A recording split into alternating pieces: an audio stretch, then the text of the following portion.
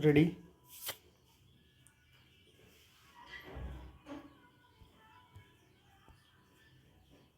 Start.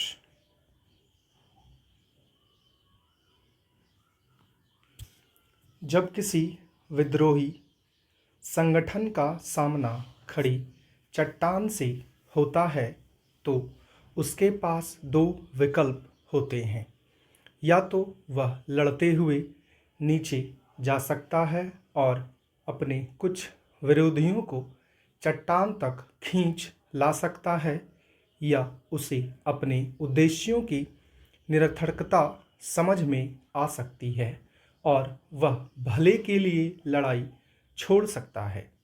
विचारधाराओं से प्रेरित विद्रोही संगठन, खासकर जो दशकों से संघर्ष में लगे हैं, विरले ही दूसरा विकल्प चुनते हैं। हिंसक विद्रोह छोड़कर शांति समझौते में चले गए revolutionary armed forces of Colombia जैसे संगठनों को भी अपने उन धड़ों और कैडरों को राजी करने में मुश्किल पेश आती है, जो न सिर्फ बगावत के साधन रूप में बल्कि अपने अस्तित्व के लिए भी हिंसा के प्रति प्रतिबद्ध हैं। वर्ष 2000 के दशक के शुरू में विभिन्न नक्सल धाराओं के विलय के बाद से भारत की कम्युनिस्ट पार्टी माओवादी ने रणनीतिक कारणों के अलावा शायद ही कभी हिंसक संघर्ष खत्म करने और शांति की बात करने का साहस किया है।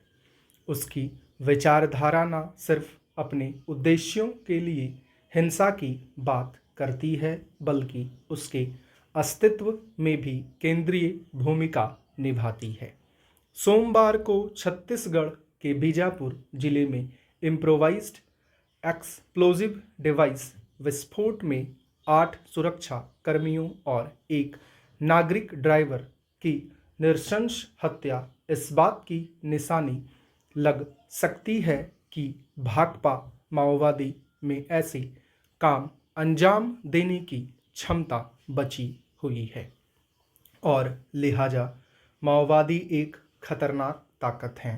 हालांकि इसमें थोड़ी सच्चाई है, खासकर अबूझमाड़ के जंगलों और उससे लगे राज्य के बस्तर क्षेत्र के इलाकों में। लेकिन यह भी कहना भी दुरुस्त है कि ये काम एक छटपटा रहे संगठन के हैं, जो वामपंथी उग्रवाद का इकलौता गढ़ बचाए रखने के लिए संघर्ष कर रहा है। छत्तीसगढ़ पुलिस के डिस्ट्रिक्ट रिजर्व गार्ड और बस्तर फाइटर्स से जुड़े सुरक्षा कर्मियों की मौतें उन माओवाद विरोधी अभियानों के लिए यकीनन एक झटका है जो तेजी पकड़ चुके हैं और जिनकी परिणाम स्वरूप कई महत्वपूर्ण माओवादी कैडरों और संघर्ष में फंस गए आम लोगों की मौत हुई है। वर्ष 2024 में इन अभियानों में 296 विद्रोहियों के मारे जाने का अनुमान है, जबकि सुरक्षा बलों ने अपने 24 लोगों को गंवाया और 80 नागरिक मौतें हुईं। वर्ष 2025 के शुरू में 8 मौतें हो जाना एक बड़ा धक्का है और हाल के वर्षों में सुरक्षा बलों को हुए सबसे गंभीर नुकसानों में से एक है।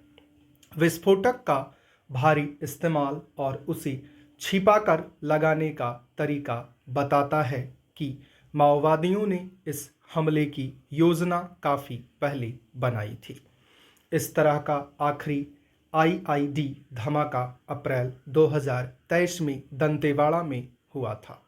इस घटना पर तुरंत प्रतिक्रिया यह होगी कि सुरक्षा बल गुनहगारों की शिनाख्त का अपना अभियान तेज कर देंगे, जिसके निशाने पर मासूम नागरिक आ सकते हैं।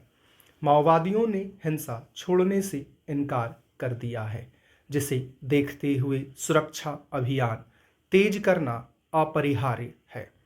लेकिन सुरक्षा कर्मियों और सरकार को बदले की भावना में नहीं बहना चाहिए और नागरिकों को निशाना नहीं बनाना चाहिए, क्योंकि ऐसा करना राज्य दमन के बारे में माओवादी प्रोपेगेंडा को लाभ पहुंचाने जैसा होगा।